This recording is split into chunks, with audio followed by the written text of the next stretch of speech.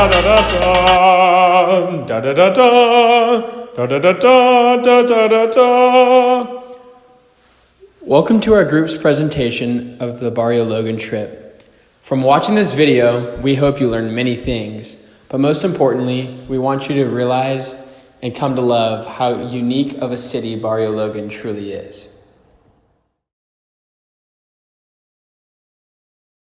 This school houses a lot of students from the community and from the surrounding areas.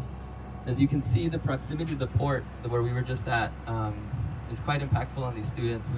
We have a really good relationship with this school, with the principal. The principal tells us that they have huge issues and problems with asthma in the students. So students are in the nurse's office often with asthma issues and problems. The other thing that was interesting to note, we had this conversation recently with the principal, and I didn't know this. He said that he has a high turnover rate here of new teachers. And he says the reason the teachers, they come in and go is because of the toxins in the air. They're not used to the space. So these students have, all the new teachers that come in, they turn over, they leave, they get out of. Environmental racism is an institutional policy and practice that differentially affects the health and living conditions of the residents and communication of these conditions. Environmental racism manifests in Barrio Logan through many industrial factories being built in areas where residents socialize, go to school, and even live. Places such as Perkins Elementary School have industrial factories so close to them, and even senior nursing homes have these factories directly across from their facility. Even in the parks in Barrio Logan, there are factories directly across from them, causing harm to most of the residents. It is important to understand environmental racism because living in these poor conditions and breathing in the hazardous fumes from these factories are detrimental to one's health. Barrio Logan also has the highest rate of asthma instances in children in all of California.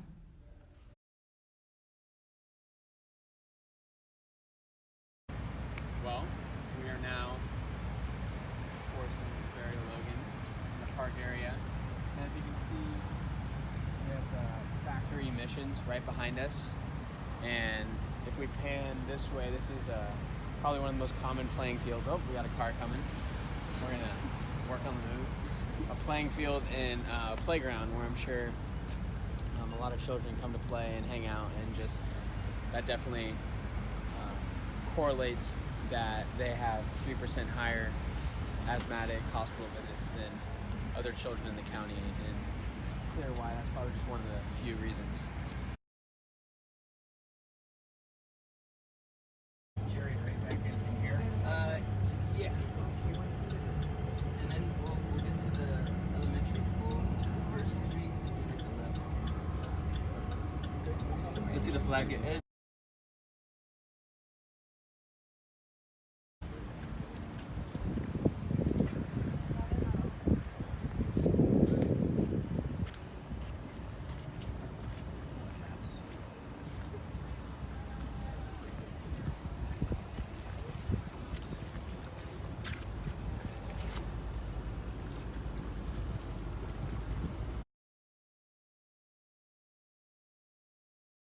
Some things that the community of Barrio Logan is doing to help include creating air monitors that are put on apartment buildings that are near factories to test how healthy the air is. They've also shut down many factories that are very dangerous to the community. They want to create a truck route to keep semi-trucks for deliveries off the roads. And they also are creating a green area at the elementary school for the kids to be able to play. Other things that they can do is continue to meet with the industries and see what other safety precautions can be done. It was wartime that brought the naval industry. It was industry that said, okay, let's start taking over. So industry actually encroached upon the residents. So a lot of the times folks will ask, well, why don't people just move? The issue is that folks have been here for a long time and they're rooted in this community. The industry and Navy are as great as they are, but they're the ones that have kind of encroached in the community and kind of made this kind of crazy mix of uses. So there's still this strong ideal of the campaign way back when. It was called All the Way to the Bay. What that meant was essentially having a green green space from Chicano Park, like a linear space. Walk, if you just follow the bridge, because that's where we were, right? Follow the bridge. Just park space, and then folks to have access to the bay. Again, when this was residential, folks had complete access to the water here. Actually, on 32nd, someone asked about 32nd Street, but 32nd Street, which is further way down, folks could just walk right into the water. Now, obviously, it's not a thing. It's not feasible. The other thing too is you'll see the fishing prohibited signs. Those are another thing we put up because the water's so toxic here that you would not want to eat the fish that's in this water. And you can see the reasons why. Throughout this video, we have seen how the city of Barrio Logan is being affected by environmental racism, redlining, and gentrification. Now, you may ask yourself, what can we do to get involved, especially as Christians in practicing our faith? Well, we believe first and foremost, we must pray. We can pray for God's love and spirit to fill the entire city. Let's pray that our Father will continue to provide teachers and other role model figures for the children and students to step out in faith and take a risk on their own personal health to provide the best learning environment and resources to give the students and rising community opportunities that every American citizen should have.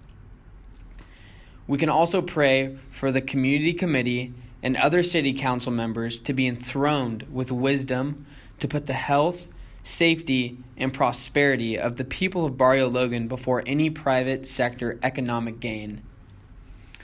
We can also donate to show support to the local community organizations that provide a voice for the people over the industrial and residential powerhouses. Lastly, if you feel called, be bold, and you can safely participate in rallies that happen every so often to make a stand against environmental racism.